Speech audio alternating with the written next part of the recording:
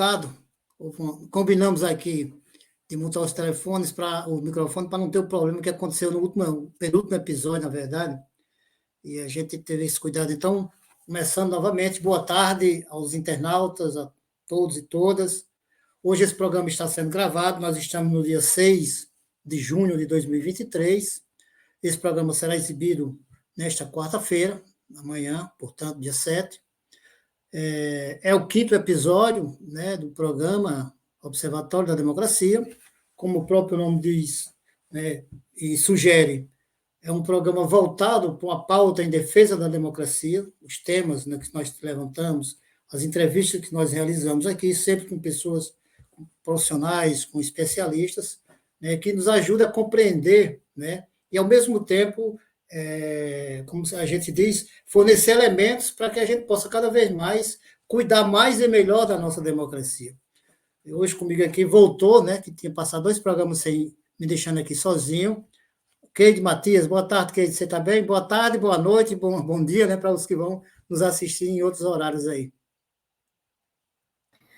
Boa tarde a todos, boa noite para quem vai acompanhar o programa à noite, amanhã. Sim, voltei, tivemos aí uns contratempos aí nos outros programas, mas agora já está tudo resolvido, né? Alguns outros compromissos. E hoje um programa muito especial, né, com o professor Haroldo Logécio Carvalho, que foi meu primeiro professor na universidade, minha primeira aula no curso de História. Então, bem-vindo, professor. Pois é, aproveite, antes de dar boa tarde, boa noite, bom dia ao professor, né? Aproveite e já faça a apresentação aí do nosso convidado, Keide. Pois é, então. É o professor Haroldo Logécio Carvalho, né? Ele possui licenciatura em História pela Universidade Federal do Rio Grande do Sul, mestrado em História do Brasil pela Pontifícia Universidade Católica do Rio Grande do Sul e possui doutorado em História das Sociedades Ibero-Americanas pela Pontifícia Universidade Católica do Rio Grande do Sul. O professor tem experiência na área de História, com ênfase em História do Brasil República, em História Econômica e História da América Latina, e ele atualmente é professor do Departamento de História do curso de História da Universidade Federal do Rio Grande do Norte e também do mestrado profissional em Ensino de História, o Prof. História, e ele atua principalmente na área de História do Brasil Republicano. Então, esse é aí o currículo resumido do nosso convidado de peso hoje, hein? Beleza. Professor Haroldo, muito obrigado mais uma vez pela sua presença e pela colaboração para a gente tentar enxergar cada vez mais como está a situação da nossa democracia, quais são os caminhos que nós devemos percorrer para garantir, né, que a gente não volte, não faça os retrocessos que aqui e acolá a política brasileira, as grandes elites, as elites, na verdade, nos fazem, né, percorrer, ou seja, tentar a roda voltar para trás, como a gente gosta de falar aqui no nosso Nordeste. Tudo bem com o senhor? Tudo bem, tudo bem. Gostaria de iniciar agradecendo imensamente a Keide e a você, Carlos, né? A lembrança do nosso nome para conversar sobre essas questões aí que são do interesse de todo mundo. E é bem isso, é uma conjuntura recente que a gente vive no Brasil e merece interpretação, né? E a história, como disciplina escolar ou como disciplina acadêmica, ela sempre está vinculada, de alguma forma, com a vida prática das pessoas, né? As pessoas inseridas na temporalidade do presente, pensando no seu passado, pensando no seu futuro, e quanto mais a situação fica instável, como a gente tem vivido já há alguns anos, né? A nossa área, ela acaba recebendo uma carga de estresse, né, no combate democrático. Então, agora a gente, pelo menos, tem um pouco mais de consciência disso, de modo que, né, vai ser legal a gente bater esse papo hoje, né, para dar voz, né, a um lugar de fala que tem sido muito atacado, né, a universidade, né, os historiadores, os cientistas, né, um processo muito visível, né, e reconhecidamente agora, de um negacionismo conservador, né, que veio à tona novamente no Brasil. Então, é sobre isso, né, que a gente fala quando fala em democracia. Diga aí. Perfeito, professor. Muito bom a introdução, muito boa o que ele colocou aqui, um currículo excelente, né? o nome. Só uma curiosidade, o senhor é porto-alegrense, é Não, eu sou da gaúcho? fronteira com o Uruguai, sou da fronteira com o Uruguai. A cidade é bem pertinho do Uruguai, Porto Alegre fica uns 250 quilômetros ao norte, né, e região da Campanha, né, no Pampa, lá do Rio Grande do Sul. Mas andei por todo, né? Minha formação começou em Santa Maria, começou em Bagé, que é nessa cidade fronteiriça, e depois Santa Maria, quando comecei, né, quando falávamos em 82, cheguei em 82 na universidade. Na época fazia jornalismo e depois fiz 2 anos. E em 84 entrei para a História e acabei ficando só com História. Depois fui terminar a graduação em Porto Alegre, refiz todo o curso novamente aí na Federal do Rio Grande do Sul, e já fiz direto o mestrado, né, naquela condição da gente ter acesso, teve bolsa naquele momento, assim, uma bolsa de mestrado que ajudava muito assim, os estudantes naqueles anos onde os recursos das universidades eram muito escassos, né? Foi um período ruim ali dos anos 90, de falta de financiamento. Por isso que a gente ia até para as PUCs, né? Eu, na pública, acabei indo para a PUC, porque a PUC tinha essas bolsas, né? Pelo menos é do mestrado. No doutorado eu já estava trabalhando, já tinha concluído o mestrado, já tinha alguns anos que eu fui para o interior, para o norte do estado, Universidade de Passo Fundo, e lá fiquei 12 anos trabalhando no ensino superior, até que em 2008 vim aqui fazer concurso e estou aqui desde então, né? E entendendo muito mais o Brasil, né, a partir desse lugar do Nordeste, que expressa uma totalidade muito maior que a do Sul, que é uma totalidade restrita, né? Não porque o Sul se veja como uma relação de parentesco com a região platina, também não. Aquele Sul do Brasil, né, o Sul do Brasil que se expressa nessa cultura autoritária de hoje, ele tem antinomia com todo mundo, inclusive com os argentinos, com os uruguaios, com os paraguaios, e com os brasileiros, que eles chamam de baianos, né? Chamavam de baianos desde os anos 30, né? Acima do Paraná é baiano. Um preconceito claro do Sul. E hoje eu reconheço isso de uma forma muito mais ampla, né? Pela condição histórica, embora tenhamos uma história de resistência política muito forte em toda a história do Sul também, né?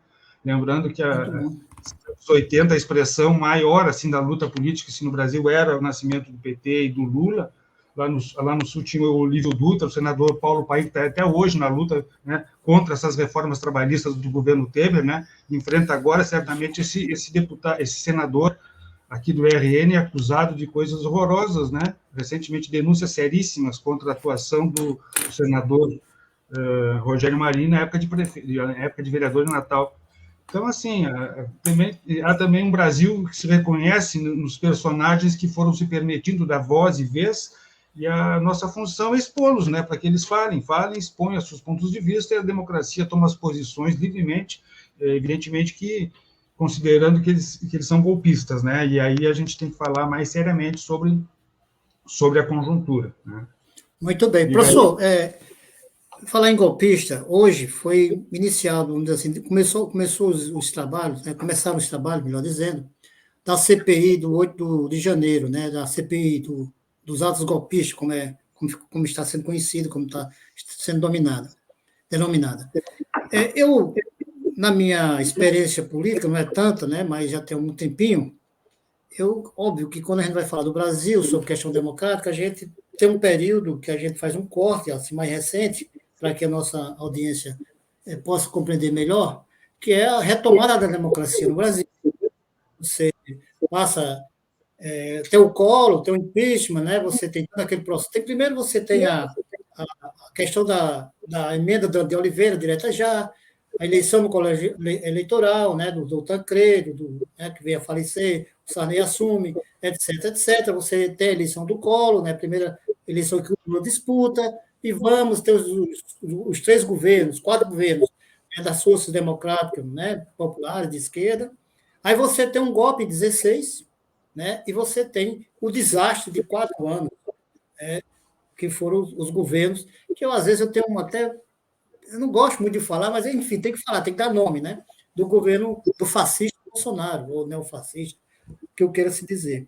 Né? E o Lula ganha, e ganha com margem apertada, mas quando você vai ver, a gente vai estudar, quando a gente vai vendo as notícias que aparecem, né, os relatos que aparecem, foi uma vitória espetacular.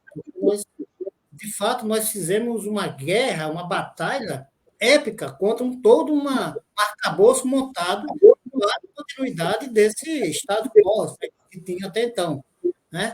E, logo no início do governo Lula, primeiro teve logo na diplomação do Lula, já teve aquele ensaio do que seria o 8 de janeiro, na minha opinião. E 8 de janeiro foi aquele espetáculo, entre aspas, né, de golpismo, né, que mostrou, de fato, quem são essas figuras que passaram esses 4 anos. Esses fatos, esse pequeno histórico que eu fiz, sem nenhum rigor, digamos assim, histórico, isso significa que nós estamos sob risco? A nossa democracia continua sob risco? A democracia no Brasil sempre esteve sob risco, né? Não existe nunca uma fase muito ampla assim de democracia no Brasil que ela não acabe criando, né, um motivo para que as elites tradicionais e liberais do Brasil criem um ambiente de crise política para desestabilizar, né? Então, não é uma novidade, né? Mas sim, eu acho que você faz aí uma breve recuperação aí de uma temporalidade, né, pegando esse vínculo com as expectativas criadas ali no fim da ditadura. E é possível, evidente, a gente fazer essa narrativa e essa interpretação mais detidamente, até porque já há um adensamento de informações históricas e de trabalhos produzidos e consensuados entre os historiadores e os pensamentos todos, e o pensamento no Brasil de que esse processo da saída da ditadura e a chegada dos anos 90 num mundo agora neoliberal produziu, né, de alguma forma, uma visão otimista do futuro, mas descolada da realidade, porque não se olhou a realidade vivenciada da experiência da ditadura para se fazer o ajuste, né, sobre aquilo que foi a experiência de quem viveu, de fato, a condição. Mas eu penso sempre, quando a gente, na função de professor de história e de historiador, a nossa função é essa mesmo, de tentar produzir, como você fez, né, essa ideia de orientação temporal para as pessoas, né, construir uma narrativa encadeada, de forma que a gente possa ter uma cronologia. Eu uso o termo para conceituar isso, né, a história recente. A história recente seriam os eventos, né, de um passado recente que, de alguma forma, estão mobilizados no debate da contemporaneidade, do político hoje, da sociedade. Então, o bolsonarismo, por exemplo, como você chama a atenção, ele fez emergir aí uma série de negacionismos relativos ao período militar que, em tese, né, havia se esquecido de se fazer a denúncia. Os militares mesmo diziam isso, que era para superar a partir da lei da anistia. Na verdade, eles não estavam superando nada, não estavam perdoando nada, eles estavam escondendo os crimes que cometeram, e quando isso vem à tona, evidentemente que a situação se radicaliza. Em 2014, o relatório da Comissão da Verdade cria uma crise com o governo Dilma, que se junta, além dessa politização dos militares novamente, a misoginia contra a primeira mulher, venceu uma eleição e foi reeleita, né? Então, 2014 tem também a derrota do Aécio e o desrespeito à democracia eleitoral, né? Então, existem camadas, né, que se adensam na conjuntura recente, camadas de situações antidemocráticas.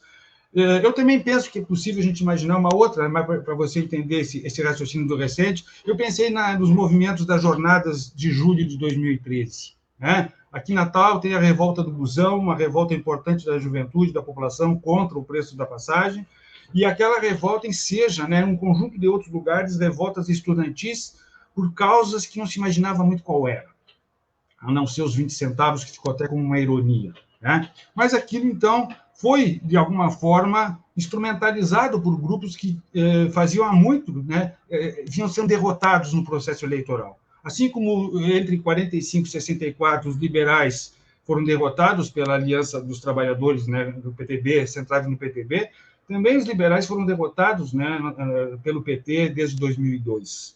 Em 4 eleições chegou o limite de alguns deles, né, porque eles tinham cacife, né, para fazer a desconstrução da política, porque eles não são democráticos. Aí você tem a derrota do Aécio, depois você tem o lavajatismo e o antipetismo apoiado pela imprensa, né?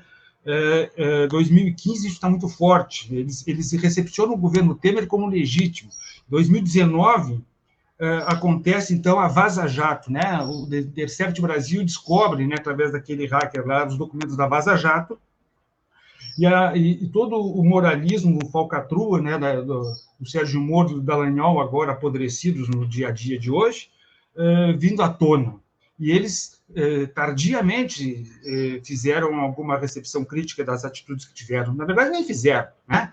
nem fizeram. A Rede Globo, os grandes veículos eram todos, né, receptores daquelas delações, daqueles vazamentos parciais de forma ilegal que eram feitos, né, por esse grupo de Curitiba. Aí depois você tem esse golpe do Cunha e do Temer, né, que é um golpe contra a política de uma forma abusiva, porque a Dilma disse, né, que não aceitaria passar pano na cabeça de corrupto comprovado, como era o Cunha, né, assim como é o Lira hoje, né? E ali, naquele processo, naquela sessão, ali estava dado o ovo da serpente com aquela fala oportunista do Bolsonaro e dos extremos-direitistas que ali reverenciaram já as memórias do porão da ditadura. Não os anos da ditadura, não o progresso da ditadura, não os investimentos da ditadura, né? A tortura na ditadura, né? O bandido que matava pessoas, né? Não respeitando os direitos humanos de uma forma absolutamente covarde. E aquilo tudo foi aceito, né, dentro da democracia. Em 2017, 2018, antecede Bolsonaro, então vem a pleno, né, aquilo que era o desejo não calculado desses grupos de fazer com o Brasil. Era desfazer, né, todo o processo do Estado organizado, que defendia algum grau de proteção à sociedade, num projeto inclusivo que vinha tendo sucesso naqueles anos. Aqui na universidade pública, com os acessos ao REUNE e outros financiamentos, os IFs também, enfim, todas as universidades do Brasil conseguiram multiplicar sua condição de oferta de ensino de qualidade e a população brasileira entrou nas universidades. A população brasileira que nunca entrava nas universidades. Jovens da periferia, negros, índios, e de todos os lugares. Isso foi intolerável para eles. Eles não toleraram essa presença democrática da sociedade brasileira. Eles queriam sempre o Estado instrumentalizado para ele. Então, eles fazem um processo de reformas ultraliberais, né, e elimina a condição do Estado de proteger, né? É o Estado destrutivo, regressivo, que está sendo colocado em prática pelo Temer e pelos seus ministros e depois pelo bolsonarismo. Esse Estado exclui, então, né, exclui a dimensão da participação da sociedade no futuro do Brasil, né? A questão do pré-sal e a partilha do pré-sal, veja o grau de desconstrução entre a saúde e a educação, que é tirar aquele recurso que, segundo dizia Dilma à época, né, e o próprio Haddad, todo mundo que trabalhava na área da educação e da saúde, que estava reservado a um futuro muito próspero em termos de condições de serviços de qualidade por conta disso.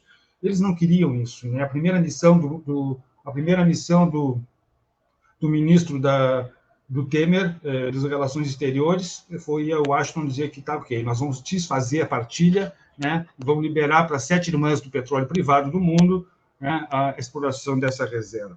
Então, nós temos aí um conjunto de só o que antecede ao bolsonarismo, né? Junto com isso, vem o cerceamento do debate que estava sendo feito sobre a melhoria da educação pública.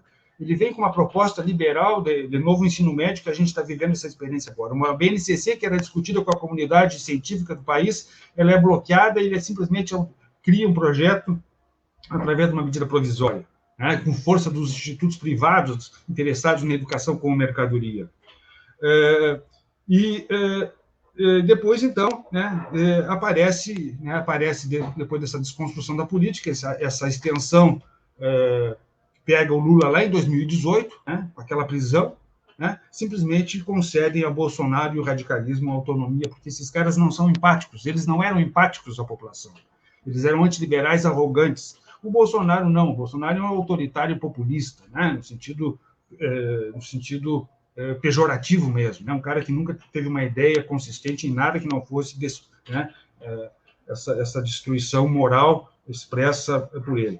Mas ele é um oportunista, né, que traz de volta ao poder os militares, aqueles militares covardes que não quiseram trazer a memória daquilo que praticaram, não quiseram perdoar a sociedade, perdoar aquilo que eles disseram que tinham perdoado, que foi ter, mais uma vez, apontado as armas públicas, né, produzidas e compradas com dinheiro público, apontada para o seu próprio povo. Uma vergonha, do ponto de vista civilizatório, um país que se julga democrático, essas forças armadas só viram as armas para o seu próprio povo. E quando vai fazer uma experiência externa, né, como foi no Haiti, né, a missão da ONU, e vai lá fazer uma repressão violenta, né, a mando e ao controle de um general como esse, Augusto Heleno, e esse outro aí que estava de vice de Bolsonaro. Então, você tem uma situação muito precária. Em 2002, né, o ano passado, então, quando você fala de uma vitória espetacular, incrível, né? Depois da gente estar vendo agora tudo que está sendo revelado, de como esse cara manipulou essas eleições, como ele corrompeu a democracia com o beneplácito de muitos atores do Estado brasileiro, que agora vão ser pegos um a um, porque cabe agora essa recuperação. E eles tiveram essa derrota. E essa derrota ela produziu uma força inercial da extrema-direita que vem até o 8 de 1.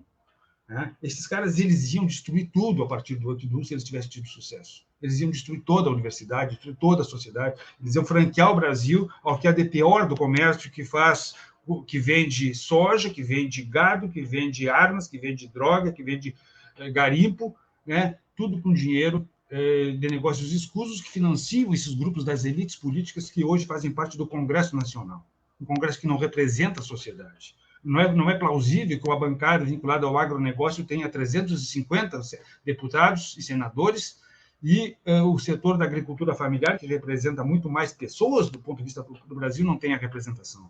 Não é possível que a gente acredite que isso seja democracia. Não é possível que a gente imagine que a forma como se manipulam as eleições no Brasil a partir do uso do capital e das informações falsas, livres como foram, possam representar a democracia.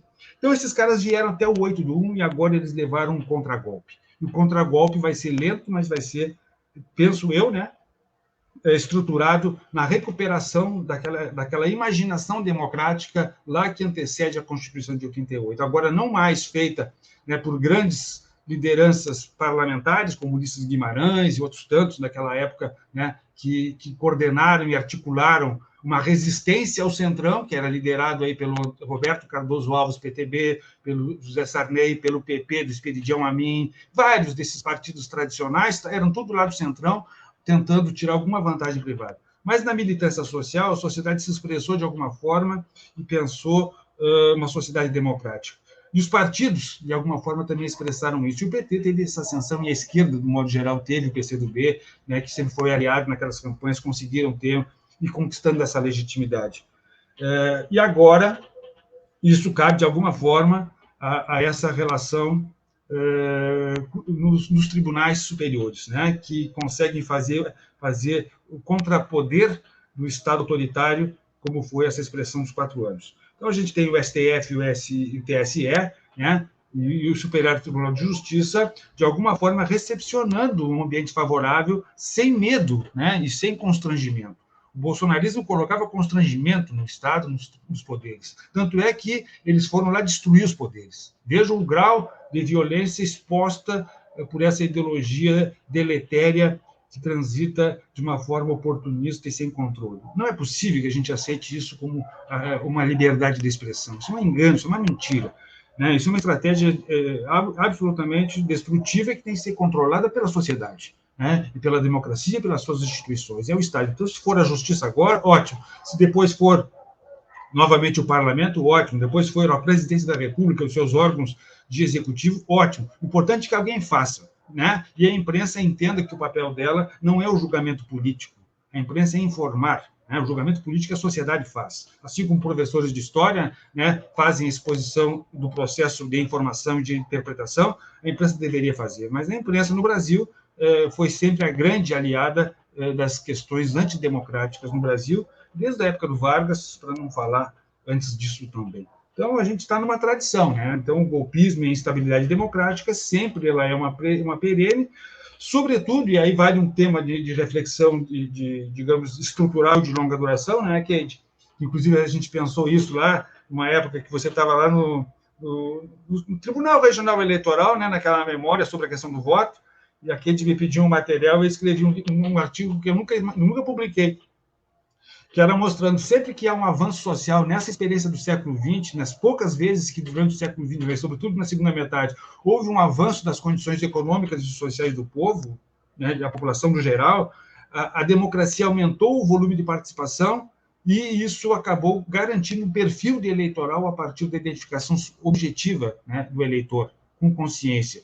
E sempre desses processos resultam numa tentativa golpista, como foram as tentativas de golpe, 54, 55, 61 e 64. E agora, esse golpe fadado, né, a destruir o Brasil contemporâneo, o golpe de todos esses atores, né, que é Temer, que é corruptos, né, que é corruptores, que é um Brasil derrotado do ponto de vista moral, porque achou um canal de esconder todas as suas mazelas, dizendo que a culpa é do outro, é o ladrão, é o Lula, é o PT, e é a criminalização das forças sociais progressistas. Isso já está também, de alguma forma, reconhecido, e a gente tem que simplesmente dizer isso em alto e bom som, para que a sociedade, então, tenha consciência e tome a decisão que melhor aprouver.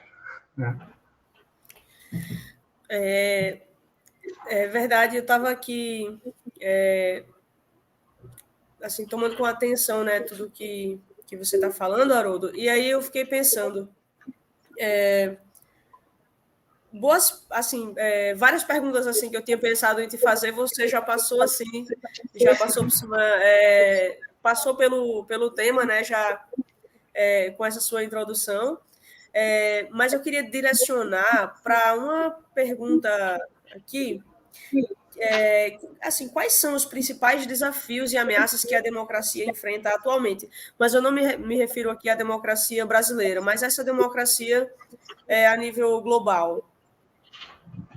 Sim, sim. Aí chega a ser irônico, né? Que tantos poucos anos depois da grande vitória do mundo ocidental livre, né? No estado da democracia liberal pós-Guerra Fria, né? Que esse mundo ocidental esteja agora louco para ter um nazistinha seu de novo de estimação, né? Então, essa situação é muito irônica, né? Mas ela precisa ser interpretada assim, né? Por força de uma condição que também me parece objetiva aqui. Né? A democracia é um valor fugaz, né?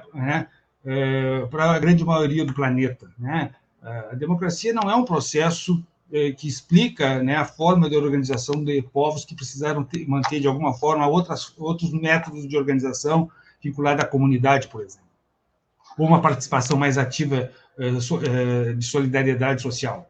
Né?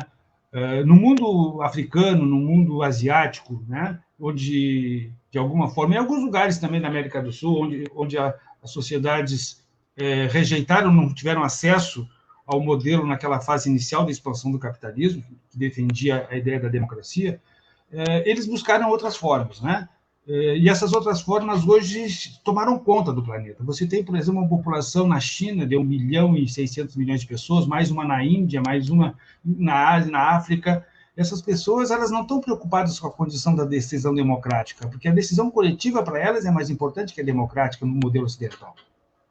Então, esse modelo que, em tese, propagandeou a vantagem da democracia para nós, ele também não se representa, porque ele é acessado por muito poucas pessoas. Eu vou dar um exemplo agora que eu pensei nesses dias, né? Apareceu nesses dias da coroação do príncipe Charles, do rei Charles, né? O rei Charles não foi eleito por ninguém, né? Ele é monarca, né? Ele vem de sangue, né? A Câmara dos Lordes na Inglaterra, que é o Senado deles, não foi eleita por ninguém, lá só é Lorde, portanto é de nascimento. E o parlamento, a Câmara dos Comuns, né, que tem, então, o papel de escolher ela indiretamente o seu primeiro-ministro, que escolheu esse primeiro-ministro agora, que é um indiano, ele teve 200 e poucos mil votos, né, esse primeiro-ministro britânico, para se eleger deputado e ser escolhido no parlamento para ser o primeiro-ministro, o chefe de governo. O mundo britânico se contenta, né, em legitimar um poder instituído com 200 mil votos. E se julga no direito de dizer que os outros estados não são democráticos, porque, enfim, né? E aí a gente fica achando irônico isso, né? Irônico, né? Quantos votos, né, tem a população francesa e quantos votos tem os governantes da França? Se você for perguntando isso, a gente vai vendo que, na verdade, a democracia é um valor relativo. Mas por que a democracia era saudada como uma verdade, uma virtude, e agora não interessa mais? Porque a democracia era a fachada da dominação econômica e cultural e política. Hoje, essa dominação não é mais possível que não seja pela força e pelo discurso da xenofobia do antagonista. Por exemplo, o discurso antidemocrático de um Trump, de um Bolsonaro. O Bolsonaro nem dá para dizer porque ele não tem ideia. O Bolsonaro, para mim, é uma outra dimensão. É um bandido, um ladrão corrupto, né, vinculado a uma visão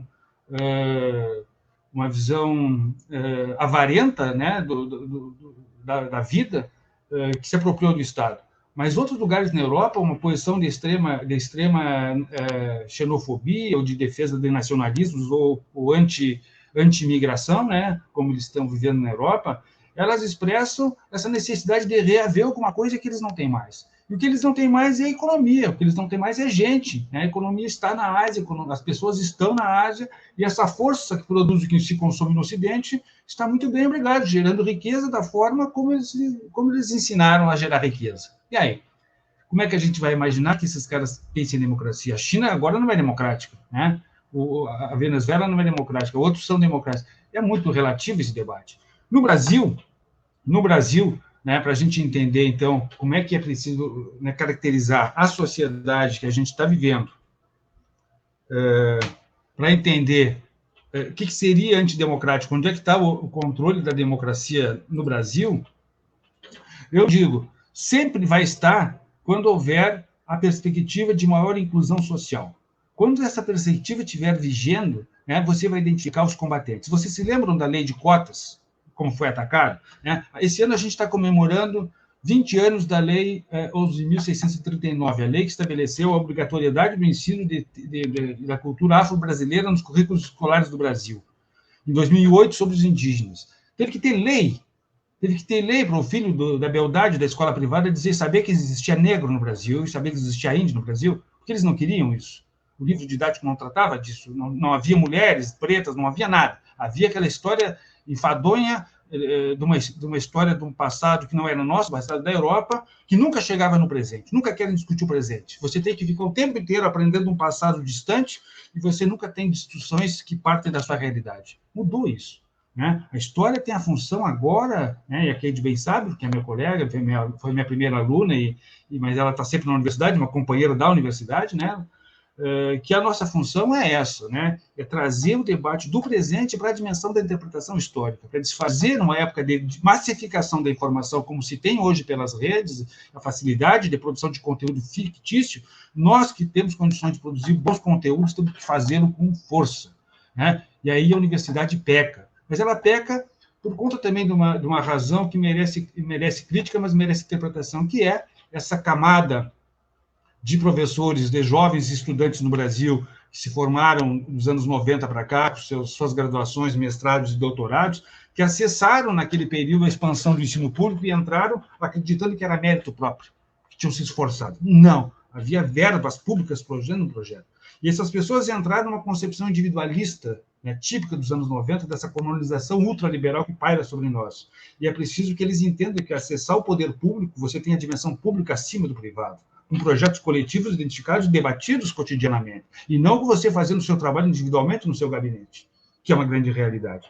Então, essa dimensão também fragiliza a democracia. Né? Os funcionários, aqueles que recebem a missão de conduzir projetos de políticas públicas de responsabilidade social, não o fazem na dimensão que deveriam fazer, né? Porque pensam a partir do seu próprio lugar individual. Então, a gente precisa reeducar, evidentemente, uma democracia brasileira, tentando fazer com que aqueles que de alguma forma, ainda vão ter sucesso numa competição que não vai ter espaço para todo mundo, não dá para mentir dizendo que vai ter, não vai ter, a competição ela é grande, sobretudo para países como o Brasil, que enfrentam uma desigualdade gritante. Né? Se a gente conseguisse convencer uma parte importante da população brasileira que a luta pelas desigualdades é o melhor vetor da estabilidade das relações sociais pacíficas no Brasil, já seria uma grande coisa, mas eles não aceitam, eles preferem comprar armas para matar as pessoas. Né? É isso que eles estão fazendo. Né? Como é que a gente vai desfazer isso? Como é que a gente vai desfazer que a igreja incentive as pessoas a serem mortas por oposição? Entende? O grau de radicalidade que a gente viveu na atualidade foi o fundo do poço. Agora a gente tem que chegar e compreender a tentativa de estabelecer um nexo sobre isso, para que as pessoas tomem ciência desta temporalidade e consigam reagir de uma forma consciente. Né? Não dá mais para a gente aceitar, e aí é uma advertência que eu tenho feito muito para os meus alunos, né, que é o meu público, mas falo isso para todo mundo. A gente não pode mais aceitar, pegando essa sua referência inicial, né, aquela forma como fizemos política depois, né, a partir ali das diretas já, né, já levamos uma derrota do Dante de Oliveira violenta, depois teve aquela eleição e o Tancredo Neves. o debate da Globo de 89 do Collor. Quer dizer, a gente vem levando golpes horrorosos, né? Mas a gente foi fazendo uma militância também otimista, né? E agora essa militância, ela foi, depois dos anos 2000, ela foi drenada para, né, quando o poder do Estado absorve, né, esses militantes dos anos 80, 90, nas políticas do governo, especialmente dos governos do PT e aliados, e a sociedade, de alguma forma, fica sem militância. Uma democracia de baixa intensidade. Né? E nós, muitos dos que votaram, somente votavam e tal, acreditavam, achavam que isso era assim mesmo. E não dá. A direita, depois de 2013, ela se instrumentalizou com competência muito grande no controle de informações contemporâneas para entrar na política de forma profissional, financiada com empresas como o Brasil Paralelo e outras empresas, né, outros recursos. Professor, e está cada vez mais especializando no uso de redes sociais, essas coisas todas. Professor, eu cometi um crime, eu gosto de dizer assim, de interromper o entrevistado, porque a aula não pode, o aluno não pode interromper o professor, mas infelizmente... Pode sim, a Keide bem sabe que pode, é que eu vou falando, né? Mas é porque é uma aula tão excelente que às vezes a gente fica até vou usar aqui uma expressão nossa, com pena, né? De cortar o raciocínio. Mas, professor, nós já estamos com mais de 36 minutos, né, de programa. Antes de passar para o próximo bloco, digamos assim, me permitam, eu queria fazer um rápido comercial do canal, né, o canal E65, é um canal que nós estamos aí perto de conquistar, de atingir 1.500 inscritos, então essa é uma batalha que nós estamos, assim, travando nesse momento, que o canal chegue a esse número de inscritos e inscritos. Isso é importante, né? Tem relevância, porque essa plataforma YouTube, ela conta, né, essas métricas. É importante curtir os conteúdos desse programa e outros, né, que você, porventura, vão assistir. Quem não foi inscrito, volta a insistir, que se inscreva. E também dizer a vocês que, em breve, nós vamos ter uma nova atração, que eu, particularmente, estou muito animado, que é a questão, um programa voltado para a geopolítica, que eu estou chamando de geopolítica global, o programa O Mundo em Movimento. Eu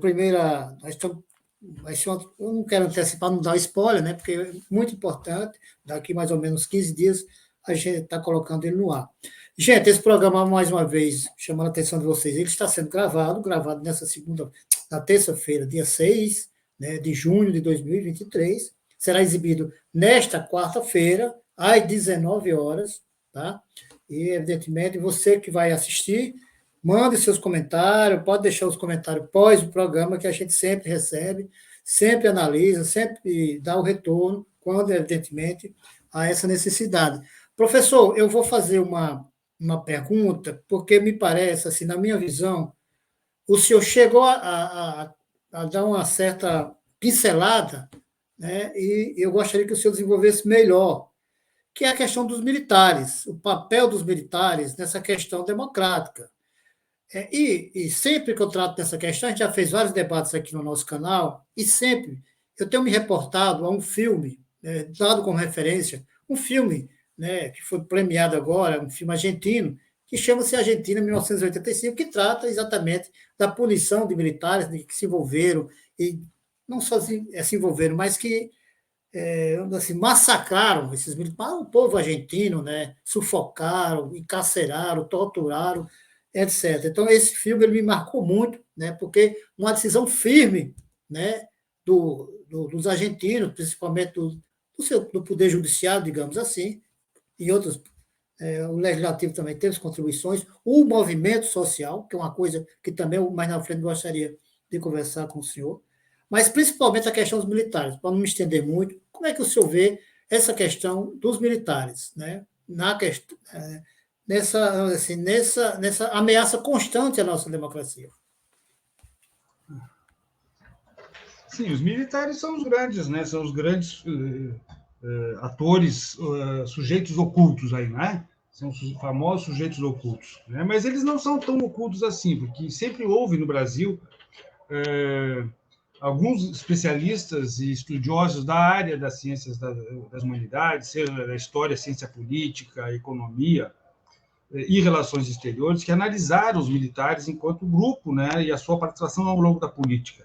Então, a gente hoje compreende também os militares nas diversas fases que eles se estabeleceram no convívio traumático com a história republicana, né? Então, os militares hoje, né, nessa dimensão mais contemporânea, eu gosto muito, e há poucos dias eu fiz uma resenha para este livro, foi reeditado, que é o livro do João Roberto Martins Filho, lá de São Carlos, Os Militares e a Crise Brasileira.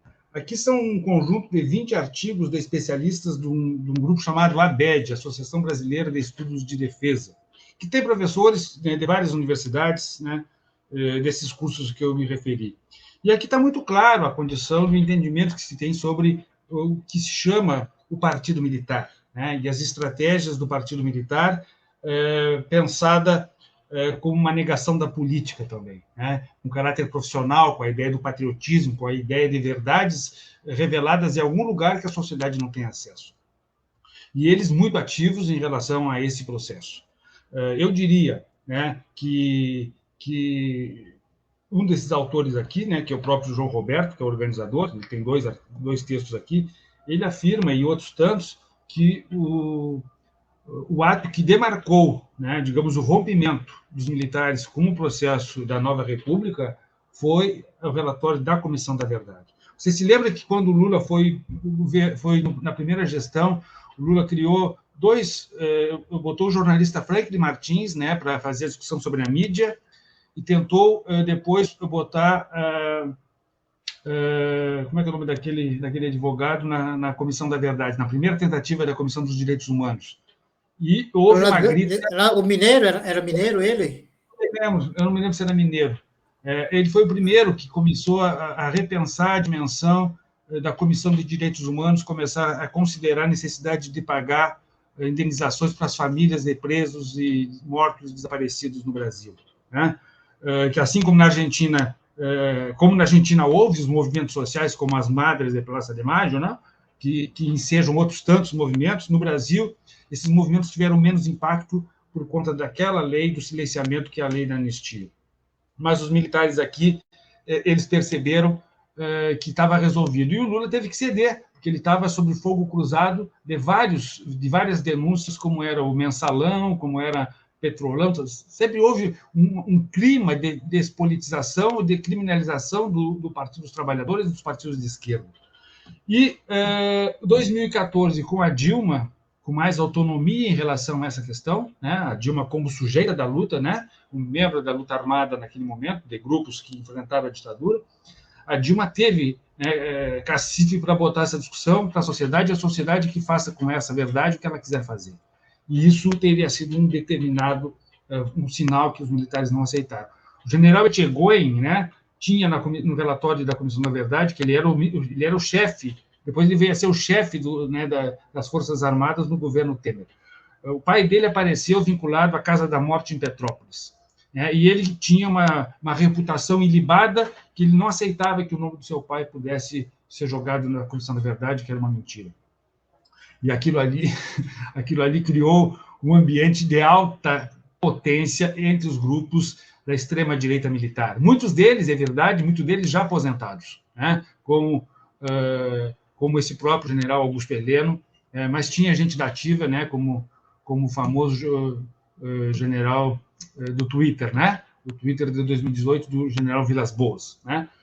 Então, os militares de alta patente se apropriaram daquela conjuntura de reversão de uma ideia de transição e de controle da história que eles imaginavam estar fazendo, a despeito de não terem feito nada do ponto de vista da construção de uma história verdadeira, de uma narrativa mais apropriada. Os historiadores vieram dizendo ao longo dos anos, foi comprovando tudo aquilo que se dizia da violência, ou seja, não existem muitas divergências de fundo em relação à ditadura. A gente discute se a ditadura era civil e militar, se ela era civil e militar entre quando e quando, a partir de 68, houve golpe no golpe, se o Geisel era menos torturador, né? Agora veio esse artigo mais recente aí do jornalista mostrando que o Geisel e o Figueiredo sabiam da violência ainda nos anos 80 e nada fizeram. Portanto, a ditadura foi se perdendo do ponto de vista moral por esses defensores radicalizados. Por isso que o Bolsonaro é instrumental a eles, porque ele vem com uma fala que impacta, né, essa disputa política dos derrotados daquele momento. E ele instrumentaliza aquelas pessoas que diziam abertamente na televisão, nos atos de domingo, dos verde e amarelos, você se lembra? Né? Na frente lá em São Paulo, na Avenida Paulista, em todos os lugares do Brasil, aqui em Natal também, chamando o golpe, e o AI-5, com absoluta inconsequência, porque eles não reconheciam, não sabiam o que se tratava. Né? Não sabiam o que se tratava. Foram instrumentalizados por esse discurso oportunista. Esses caras chegaram ao 8/1 imaginando um país completamente diferente do que é. Como é que eles imaginam, né, que aquilo ali ia resultar em algum tipo de poder, né, numa ação de violência como foi aquela? Então, veja que a democracia, né, e a condição que os militares têm na política, né, ela é muito forte.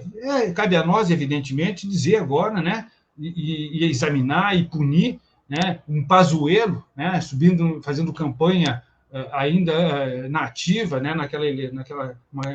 naquelas carreatas do Bolsonaro lá no Rio de Janeiro, né, acusações de corrupção, né, compra disso, compra daquilo, uma coisa vergonhosa. Portanto, moralmente, os militares saíram muito chamuscados, né, e isto não é revanchismo de ninguém, isso aí é autoria própria, sabe, da incompetência, mal formados, com incapacidade de compreender o país que tem. Eu tenho aqui, só para ilustrar isso que eu digo, né, me permitam, eu sempre uso isso aqui como referência, isso aqui chama um livro, ó, não sei se vocês conseguem ler, História do Brasil, coleção Marechal Tropovsky, comandante Aldo Demerval Ribeiro Fernandes e Maurício de Siqueira Soares, professora Neide Anaguar. Esse aqui é o livro que os militares ensinam a história do Brasil nas academias do Brasil. Esse livro aqui não é um livro de história. Não tem nenhum historiador citado aqui, né? Isso aqui não é um livro de história, né? Isso aqui é uma memória militar da luta pelo lado deles. E assim se formam os brasileiros que vão receber as armas do Estado para proteger o povo. Eles são formados com uma história que não se ensina na escola, né, na escola pública. A escola privada recebe um outro tipo de história do Brasil, aquela história que os pais dizem para o diretor da escola que deve se ensinar, não deve tratar disso, não deve tratar daquilo, porque se o professor tratar disso, ele vai ser demitido porque ele é uma ameaça contra a família e a boa moral do povo brasileiro. E aí você tem uma classe média que acessa a história do Brasil completamente tolhida. Não existe uma democracia com um povo que não tem uma compreensão coletiva da sua própria história, né? E nós tratamos disso de uma forma absolutamente normal. É preciso se rever isso, né? Então, a gente está num momento digamos, de retomada, né? Porque, enfim, a gente se salvou, né? Eu gosto de dizer esse conceito, né? A gente se salvou a despeito de todas as formas abjetas como se tentou cercear o direito do voto do brasileiro, né? Hoje eu estava assistindo sobre o endividamento das famílias do Brasil, só de 2021, 2022. Esse cara ele simplesmente liberou recursos que as pessoas usaram como crédito para bancos piratas que atuam no mercado como se fossem instituições de crédito, e as pessoas se endividaram e não perdendo as suas coisas. Essa é a prática da destruição do Estado que esses caras fizeram, né? O Paulo Guedes, o seu complexo destrutivo financeiro liberal, que ele é funcionário de banco privado, né? BTG Pactual, um banco muito mal visto no mercado por pessoas do mundo inteiro, né? O banco oportunista. Então, a gente tem que dar nome aos bois, a nossa função é essa, dar nome aos bois e defender que o processo não é tão complexo como parece. Não é. Tem questões polêmicas, vão ter. Existe só uma verdade só de um lado? Não. Existem várias questões a serem interpretadas caso a caso. Mas a função de historiador, de professor de história, como eu disse antes, é de fazer uma orientação temporal. E a orientação temporal é construir, digamos, uma cronologia no qual as coisas que aconteceram de fato, elas possam fazer sentido interpretativo e produzir, digamos, um sentido de subjetividade nas pessoas, as pessoas se enxergarem nessa narrativa, e não imaginar uma situação ficcional, né? O sujeito que toma consciência de si próprio no tempo, ele se enxerga numa narrativa temporal. Isso é da natureza humana, em qualquer época histórica, né? E nessa situação de agora, essa perspectiva ela deve partir da concepção do presente. O que está no presente, conflitando no presente, nesta arena, como você bem diz, Carlos, nessa arena da luta de hoje, uma democracia muito estável, o que está se confrontando e aonde que a gente pode ir ao passado e achar esses atores com as suas caras, com as suas falas, e seguir fazendo eles falar e dando voz a eles. Né? É nesse espectro que a gente precisa dizer, não tem essa de mudou depoimento, né? Mudou depoimento, como tem feito aí esse violador, que é um jogador brasileiro que está preso lá na Espanha, né? Um herói nacional, verde-amarelista lá, bolsonarista, está lá violando pessoas e mudando depoimento para se esconder covardemente daquilo que praticou. Então, esse Brasil precisa mostrar também que esses valentões aí, eles têm tudo pé de barro, sabe? Eles não se sustentam. E a gente tem condições de melhorar o desempenho da nossa fala, né? Mas para isso a gente precisa se organizar, né? Não adianta viver uma democracia de baixa intensidade, a gente tem que ter, né? Eu digo para os meus alunos, né, antigamente a gente lutava, né, para entrar no Grêmio Estudantil, no centro acadêmico, né? Agora começou de novo, Keide, aqui na universidade os alunos voltaram a militar e tal, teve uma eleição do DCE com 4 chapas, deu briga de esquerda, uma coisa maravilhosa de ver, né? Mas o fato é que há uma juventude que está voltando a querer participar, porque há uma parcela da sociedade que não quer nem falar, cara. Se tem eleição, eles preferem votar assim, né, aquela prática horrorosa, né? Os votos favoráveis permaneçam como estão. Os caras não querem nem levantar o braço para voto democrático. A democracia nem isso merece deles, assim, eu voto desse lado. Não. Então, é muito baixa intensidade. A gente precisa ter uma democracia de mais intensidade. Frequentar suas associações, seu sindicato, seu grêmio, falar com a sua coletividade. Por quê? Porque isso favorece, né, que para além das redes sociais, né, que a gente saia da bolha, a gente enxergue isso coexistindo, né, existindo na vida social que a gente tem na vida do dia a dia. E tomar a vida do dia a dia como algo também baseado numa interpretação clara e mais racional, também é uma situação que a gente pode fazer, e a gente merece fazer. Então, programas como esse, Carlos, né, o M65, né, de debate, é isso aí. A gente tem que dar divulgação para esses grupos que atuam, né, na produção de informação e dão divulgação para as questões que tendencialmente ficam reduzidas, né, no âmbito da grande imprensa do país. Muito bom. Professor Haroldo Carvalho, historiador, professor da UFRN, com um currículo aqui que a Keide falou no início do programa, que eu não me atrevo a dizer, porque se eu vou, evidentemente, deixar muitas lacunas. Mas, professor, nós estamos com 53 minutos, tá? Geralmente, né, nós fazemos esse programa em torno de 60, 65 minutos, né? Então, vamos para a nossa fase final. A Keide vai fazer a pergunta. Eu faço apenas alguma coisa se eu achar que há necessidade, creio que não. Né? Em seguida, ao responder, o senhor já poderia fazer o que nós denominamos as considerações finais.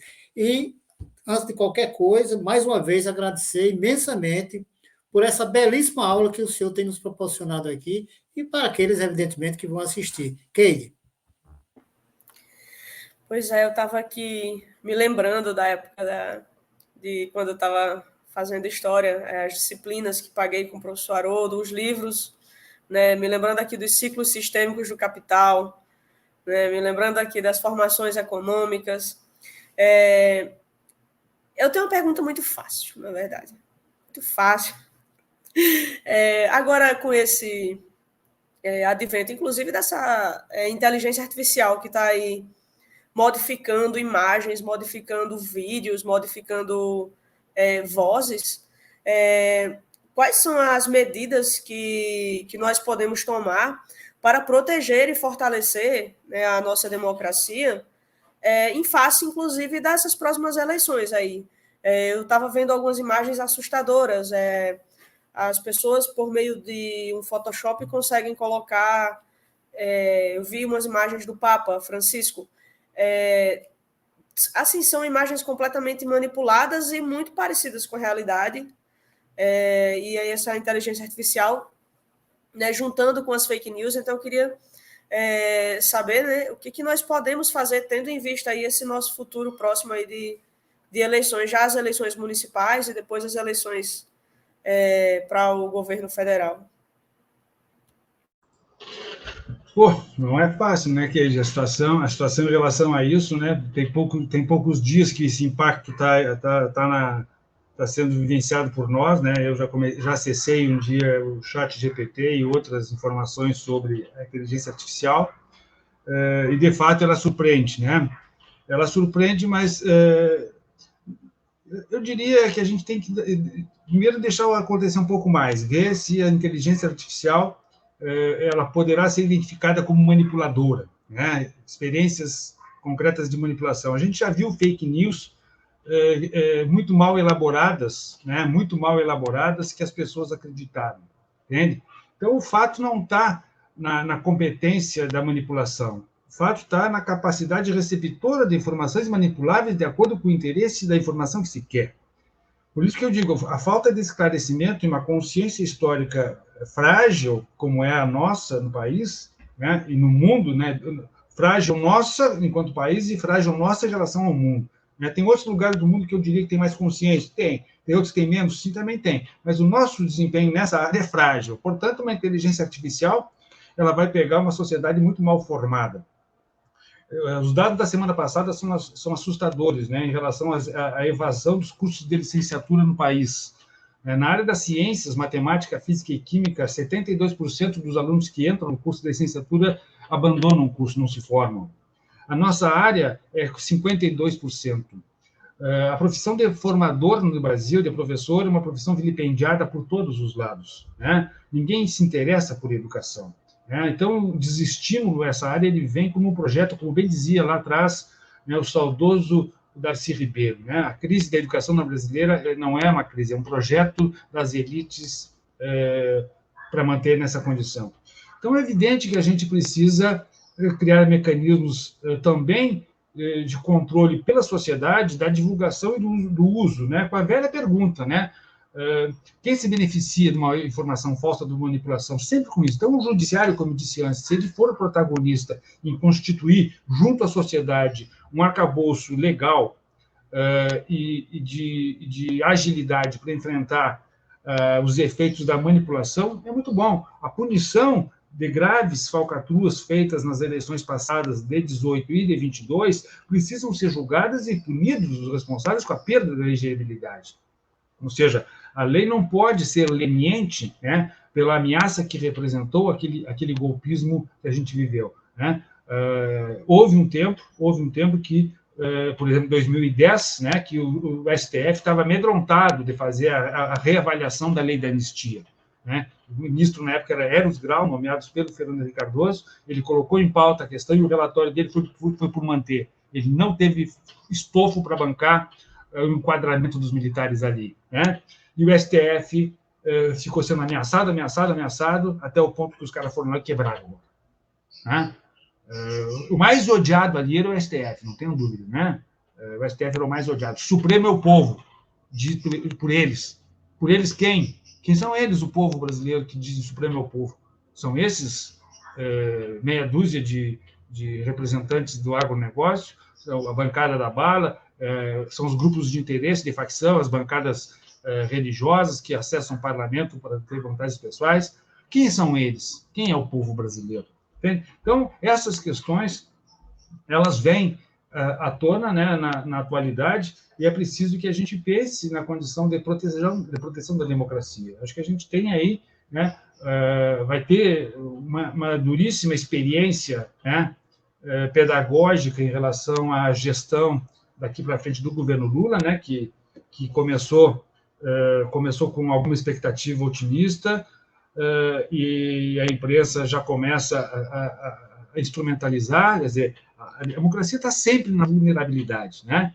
Mas essa realidade vai ser a nossa escola, sabe? A gente tem que estar vinculado ao que está acontecendo no presente, sempre a partir do presente. Então, tem um canal que discuta as questões do cotidiano semanalmente, né? Que a escola produza esse debate com clareza, que a gente consiga, de alguma forma, enxergar a nossa... e ter vontade de debater. Se a gente não tiver vontade de debater, se tiver vontade de ficar absorto só nas redes, só, né, nessa condição precária de uma existência fugidia, me parece que aí a gente vai ter muita dificuldade de resistir, né? Porque eles vão vir para cima, né? A direita não está derrotada, a direita ainda está em ascensão, né?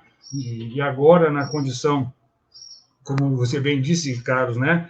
Nessa discussão que você vai fazer sobre a geopolítica global, né? O mundo em movimento, né? Ainda estava vendo hoje essa destruição de uma barragem fundamental lá na Ucrânia, que é, né, entre a Crimeia e o resto da Ucrânia. Uma barragem que está ali abastecendo e resfriando a maior usina nuclear da Europa. Uma guerra horrível, né, que a gente está vivendo, a Europa mais uma vez vivendo uma guerra, e todos os lados incentivando a guerra. É o Brasil agora, com o Lula, que está dizendo, vamos falar de paz, né? E o mundo quer guerra, eles querem liquidar a China, eles querem, de alguma forma, atacar e pegar as planícies ricas, né,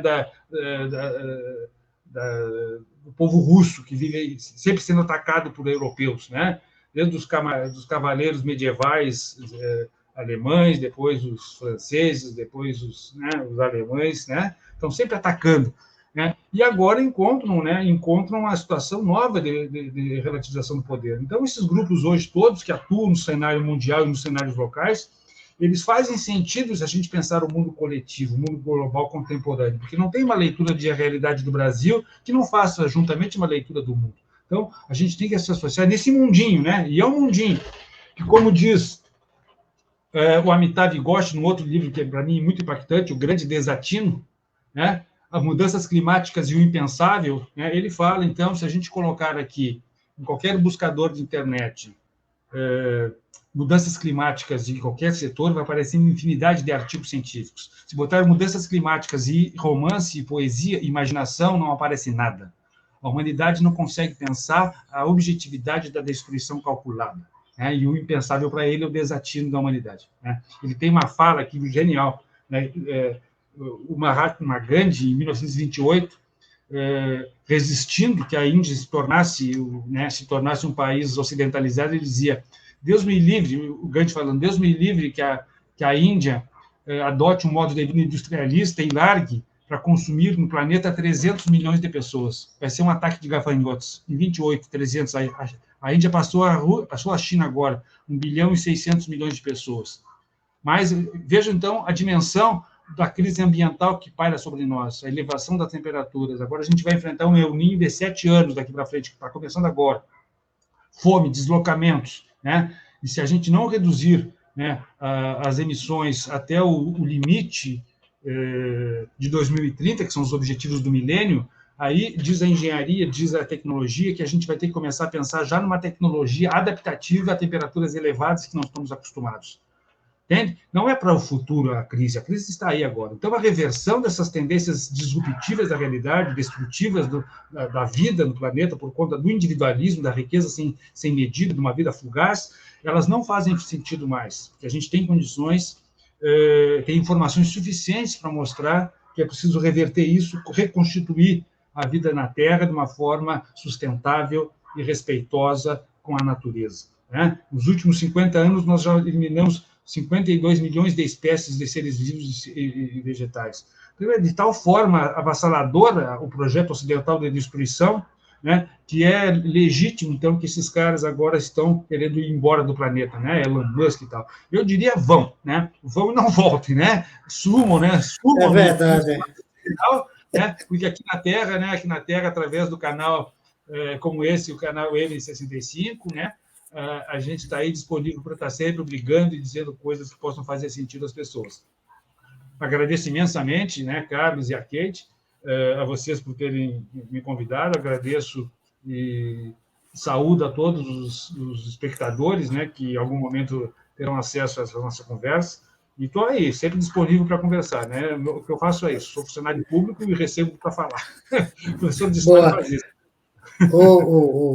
Nessa belíssima aula que nós tivemos aqui, o senhor deixou aí vários caminhos, digamos assim, e outras oportunidades, para mais oportunidade a gente se encontrar, né, e tratar de outros assuntos, evidentemente, né, ligados à questão democrática, à questão da formação do nosso povo. Eu diria, professor, assim, o senhor falou de tudo, só assim, nós precisamos de um novo modelo político econômico, baixo de capitalismo, chega. Esse regime político econômico, ele só causa destruição. Nós temos que pensar uma nova alternativa. E, para mim, particularmente, né, para mim, essa alternativa chama-se o socialismo. Claro que isso é um debate, né, que não é assim, dessa forma que eu estou fazendo, apenas expressando, assim, como fechando aqui o nosso programa, que logo, logo a gente vai, tem que conversar sobre, é como aquela história, precisamos conversar sobre o socialismo. Professor Keide, muito obrigado, um grande abraço, vamos concluir aqui a nossa gravação e um ótimo dia para vocês. Valeu, tchau, tchau.